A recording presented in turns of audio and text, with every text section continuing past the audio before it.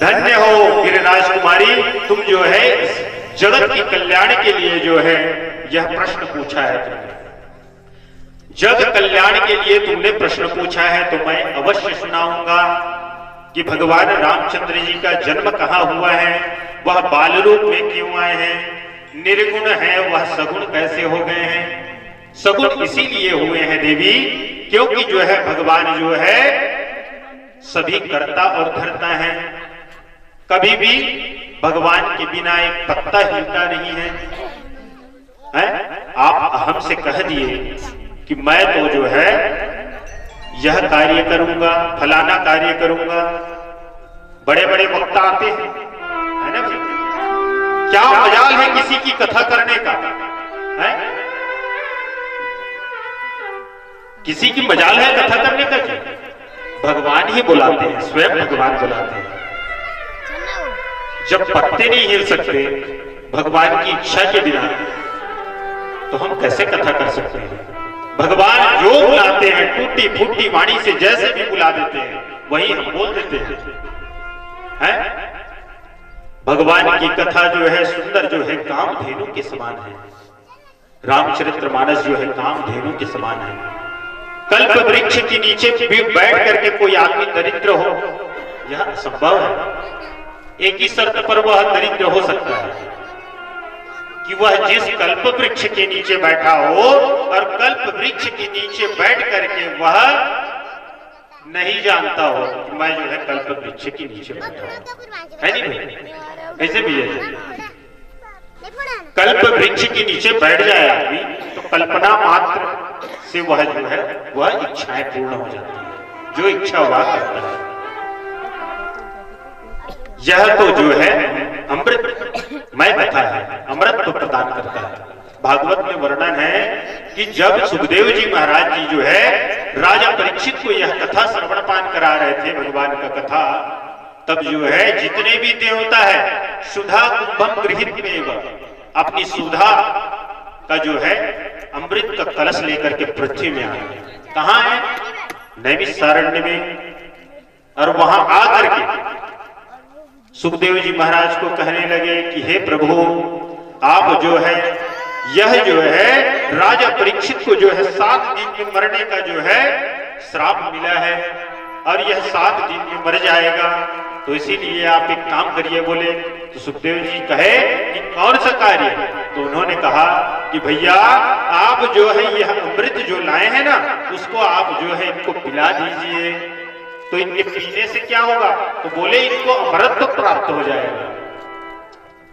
अमृत प्राप्त हो जाएगा तो यह जो है आवागमन की छुट्टी हो जाएगी इनकी। पुनरपि जननम पुनरपि मरणम पुनरपि जननी जठरे शयनम। बार बार जो आवागमन का जो चक्र है ना वह समाप्त हो जाएगा। जठराग्नि में बार बार नहीं आना पड़ेगा। तो इसीलिए क्या करना कि इसको जो है आप जो है यह कलश में जो अमृत है उसको पिला दीजिए। इसके बदले में हमको जो है आप जो है यह जो है भगवान नाम का जो कथा है अमृत सुधा जो बह रही है उनको हमको पिला दीजिए। क्यों? बोले कि यह जो है कथा जो है ना भगवान का जो कथा है वह जो है हमको जो है अमृत प्रदान कराने वाला है। वो भी अमृत प्रदान कराता है और ये भी अमृत प्रदान कराता है, लेकिन यह जो है भगवान की लोक प्रदान करा देता है। हमारी जो है पुण्यों का अर्जन करा देता है और जब पुण्यों का अर्जन हो जाता है तो फिर भगवान की प्राप्ति हो जाती है। और वह जो अमृत क्षीणे पुण्य मृत्यु लोकम विसंति, जब मृत्यु लोक में जो है पुण्य हम जो ये संग्रहित कर लेते हैं ना वह जो है वहां ऊपर जाने के बाद उपभोग करते हैं वो। अब वह जो है जो अमृत का हम पान करते हैं वो अमृत का पान करने से जब जैसे जैसे हमारी पुण्य क्षीण होते जाती है फिर मृत्यु लोक में हमको पटक दिया जाता है। अब मृत्यु लोक में आने के बाद हम किसी के गर्भ में प्रवेश कर जाते हैं, वह जीवात्मा को गर्भ में भगवान डालते हैं। तो कहने का मतलब यह है, तात्पर्य यह है कि यह भगवान का कथा जो है हमको बड़े ही सुलभता से यहाँ पृथ्वीवासियों के लिए हुआ है। मृत्यु लोक में जो आए हुए प्राणी हैं उनकी मुक्ति के लिए हमको प्राप्त हुआ है, या किसी अन्य लोगों के लिए नहीं। देवता भी मानव शरीर प्राप्त करने के लिए तरसते हैं, तो आज जो है भगवान शंभु जो है सुंदर माता पार्वती को कह रहे हैं कि हे देवी, यह भगवान श्री रामचंद्र जी का अवतरण इसीलिए हुआ है क्योंकि वो जो है विप्रधेनु सुरसंत हित लीन मनुज अवतार है ना, विप्रों के लिए और जो है कामधेनु भगवान गौ माता के लिए हुआ है। इस संसार पर जो है इसीलिए कहा जाता है कि गौ माता का संरक्षण करो, गौ माता ही हमको मुक्ति प्रदान करा सकती है ना भाई। दया, भगवान के गौ माता की 4 पैर होते हैं, सत्य, दया और धर्म और दान, ये 4 पैर हैं। अन्य युगों में क्या हुआ, धर्म चलता रहा, धर्म करते रहे सब लोग। अभी भी कलयुग में धर्म करते हैं, आप नहीं करते हैं? धर्म करते हैं, लेकिन कैसा धर्म करते हैं कि बोले भैया मैं 10 रुपये यहाँ पे चढ़ाया हूं तो मेरे को इसके बदले में 10 लाख रुपये प्राप्त होना चाहिए प्रभु। तो ऐसे मन में कामना आ जाती है, आना चाहिए, कोई गलत नहीं भाई। कोई आदमी बीज बोया तो उनकी फल की इच्छा तो करेगा ही करेगा, लेकिन भाई ज्यादा इतना ना करो कि अन्याय गड़बड़ हो जाए। तो इसीलिए चाहिए कि जो है अन्य युगों में जो है धर्म होता गया, दया रहा, लेकिन कलयुग में दया नहीं रह गई। आज के जमाने में दया है,